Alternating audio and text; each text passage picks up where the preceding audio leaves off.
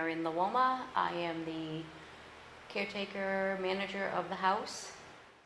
I knew about the house, of course, because I grew up in Westminster, but I never really got to come in the house, so I just knocked on the door one day, and that's how I met Ed and Lil. I became friends with the previous owners, Ed and Lil, in May of 2011, and they left in November, and she handed me the key and said, take care of my house. And I was expecting them to come back in a few months, and they didn't. But this area scared me a few times. There was a TV show that had come in here a few years back, and I came in the next day with my friend Tina, and we were both sitting here, and we were asking questions, and I guess we must have pushed too hard, because all of a sudden we heard the bureau that was on the second floor, right above my head, dragging across the floor. Scared us to death. We left, and we went to a public place. We were afraid. The children normally play around this house, and when I say children, I mean the spirits.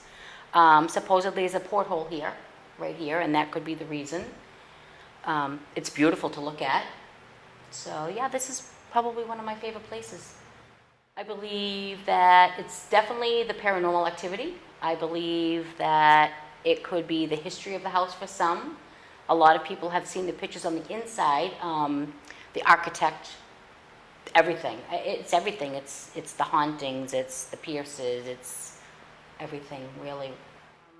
In the beginning, I was afraid of the house. Even when I was here with Ed and Lil, I was afraid to go upstairs and say hi to Edwin. But now it's almost like I belong here. It's that crazy, but I love the house. I love the house. I don't know, and I think they kind of like me here too.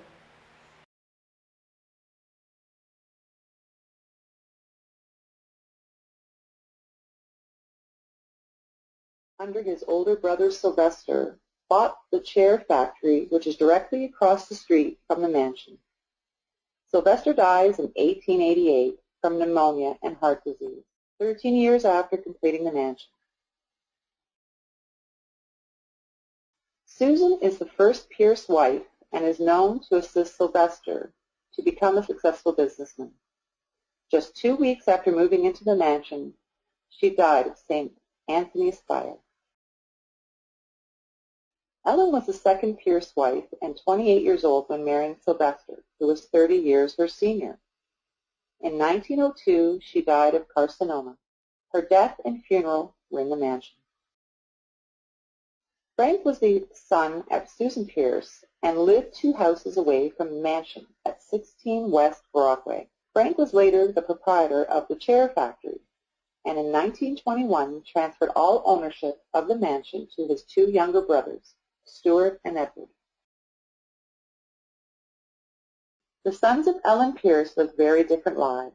Stuart lived in various states away from the mansion, including New Hampshire and Georgia. Stuart lived to 83 years old. Edward, on the other hand, and welcomed guests from 1919 to 1965. His daughter Rachel, born in 1914, died at the age of 2 years old in 1916 from various complications including influenza, intestinal disease, and fever. Rachel died in the mansion and is one of the 2 children that are said to still play there to this day. My name is Memie Watson. My name is Ken Watson. And we first got started on our bucket list. We wanted to do a ghost hunt. And so our sisters had bought tickets to take part in an investigation here 4 years ago. And they asked if we would like to join them, and so we did. And that was the beginning of our relationship with the home. While Edwin and Lillian owned the house, I did some work for them. And when they sold the home, Rob and Allison liked the work that I had done, and they asked if I would continue to do some restoration for them. We spent the night here one night, and in the middle of the night while we were sleeping, we heard this big, actually we weren't sleeping that night, we heard a big bang out in the hallway, and I'm like, Ken, did you hear that? I heard a door slam, and his comment was, That's what ghosts do to me. so every time we tried to fall asleep, we were getting We were getting touched. The doorknob was jiggling on one of the closets in here. Footsteps around the bed. we got poked a lot, and then he starts waking me up, and he says, "Did you hear Mimi? The fan shut off. The fan shut off." And my comment was, "Well, that's what ghosts do, Ken." He goes, "Go check it. Go check it." I'm like, "I ain't getting out of bed." So when we did check the fan, it was still plugged in, and it's a switch on the top of it, and it was actually placed to the off position. And we had the digital recorder on all night long, and the only EVP we caught on there, it was like, what, 6 hours? Yeah, it was at the very beginning, and it was a woman's voice, we don't know who it was, that said, "Wake 'em up." And it kept us up all night long. The people that are here are warm and friendly, and then you just come about it. When you walk in, you're just awed by all the woodwork and Yep. the symbols all over the place. And Just, it draws people in. It's just the lure, I guess, of any Victorian, but there's something special about this one. A lot. But one of the fun ones that happened about a month ago was Mimi and I were walking up the third floor stairs with a long piece of wood. And all of a sudden a man said, "Good morning," and I immediately said, "Good morning." And I turned to Mimi and she said, "Why'd you say good morning twice?" And I said, "I did. I said good morning to the man that said good morning to me." like, oh, okay. I've left the home. I always say goodbye when I leave, and this particular time I said goodbye, and just as I was about to shut the door, a woman's voice from up here on the second floor, I'm assuming somewhere, said goodbye. The mansion was built in 1875 and took 1.5 years to complete. To accommodate the project, the original home on this location was moved 2 plots away to 21 Union Street. Also note that the full square footage of the mansion is 6,661, and the address is 4 West Broadway.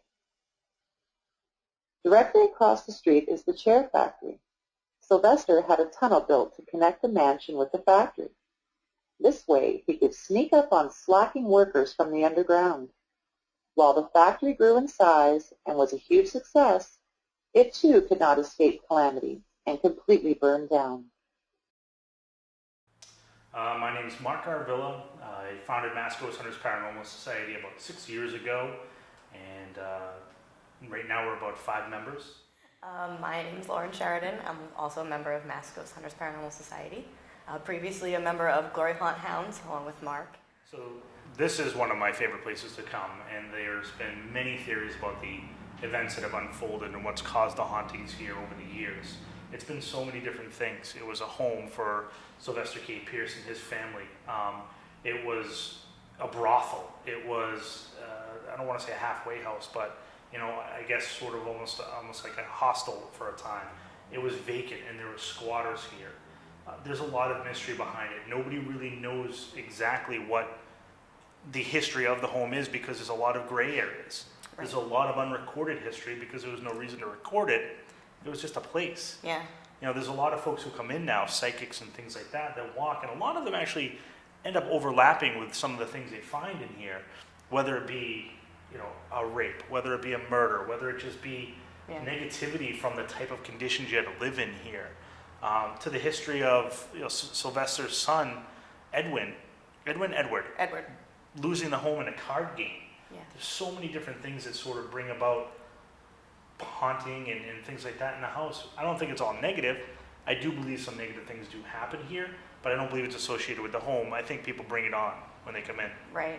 I mean, I think you can bring some of that negativity with you. Obviously, if you walk in feeling negative about it or thinking that there's something here that's not nice, you're going to bring that energy in with you. So for a lot of people, I think that's what happens to them. Because I don't necessarily feel that, I agree with you that I don't necessarily feel that there's anything evil or bad here, but there is something, maybe depression or someone that was distraught that lived here and those emotions haven't left. For me, the second floor landing is where I've had the most activity. specifically the nanny's room and what I think used to be Edwin's office. And in the nanny's room, I've felt overtaken, just sick to my stomach. I've had to get out of the house. I've become physically sick. I feel like essentially it's also a chain. You know, Marc finds out about it from someone else and they go, oh yeah, I'm gonna come here. And then, you know, the fourth or fifth time he comes here, he says, oh, let me bring a couple new people that I've never met before. And those new people happen to know other people that you know. And it's almost like a spider web of interconnected people. And they come here and experience the exact same things at the exact same times. Sometimes the women experience the same things that the men don't. And you know, and you hear the same voices in the basement and you get the same feeling that someone's watching you from this area, you know, and then you just build on that. Whether it be paranormal or not, a building that does have paranormal activity, it's on a different vibration. Right. And the spirits here are on a different vibration. And they have a tendency, our subconscious mind touches that vibration and we don't even know it. And that is what will draw a lot of folks together. And I know it's a little bit of a deep concept, but it's 100% true. But it's 100% true. It's that, you know, one person hits the spider web at one point and the vibration runs over and another person senses it. And the first floor, even in the main room, when you come in that first floor, the room downstairs is where I captured an incredible photo. Before I even published this photo to anyone, it was just a selfie on my cell phone, and I sent it to the owners of the home. I sent it to the people involved. We sent it off to photographers to debunk it. I needed to know that it was not something other than paranormal, and nobody can explain it. Photographers, it's an anomaly in the photo. It's an anomaly in the photo. It's not a person. I It's can't not a reflection. explain. It's not overexposed or double exposed or someone moving quickly. It's not any of those things. And we didn't feel anything at the time the photo was taken either, but it was that was not expected. My name is Joni Mayhan, and I'm a paranormal investigator, an author, and a teacher of paranormal classes. I was really drawn to the Victorian mansion from the very first time I saw it, and I had to keep coming back. And I eventually became friends with the owners and saw a lot of the problems the house was having, a lot of the just years of neglect that were going to eventually cause it to be uninhabitable. So one thing that I had suggested doing was we were going to try to do some fundraising events. And I said, well, I could write a book because I had just finished the book Soul Collector, which was my first paranormal book, and it went very well. So I thought maybe I could document some of the stories that they were sharing and kind of clear up some of the misinformation that was out there. There were a lot of stories that weren't accurate that were being shared, and I wanted to collect everything together into one nice, neat timeline and be able to share all that information together. So I did end up donating half of my profits for the first 3 months to a foundation that we had set up, and we used that money to repair the roof and also to fix some of the third floor ceilings that were falling in. So I think in a lot of ways we made it more saleable so that when the new owners came along and looked at it, it didn't look as bad as it did before. And we gave the house a few more years because if that roof hadn't been fixed immediately, it probably wouldn't have lasted much longer. I've always been fascinated by the basement of the Victorian the most. In a lot of different investigations, a lot of old houses, I have always been drawn to the basements because maybe the visual that they're so dark and creepy that you know something must be down there.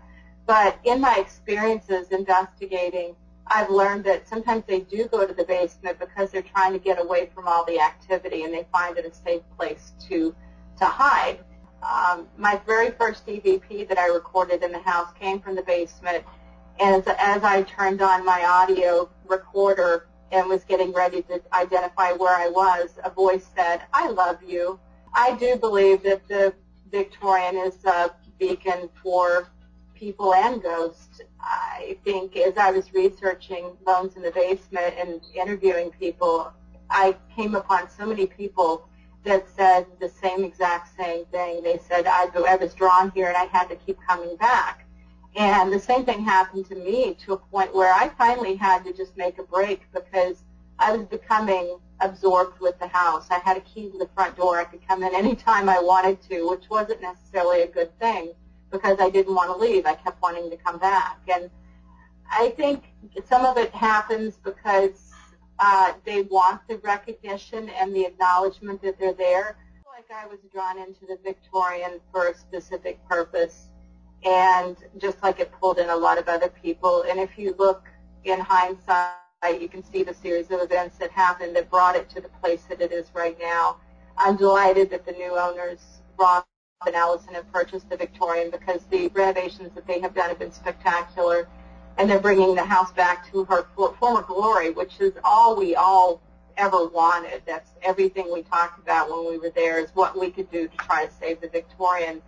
And now she's saved, and she's going to go on for another 175 years plus until somebody else comes along and keeps up the renovations.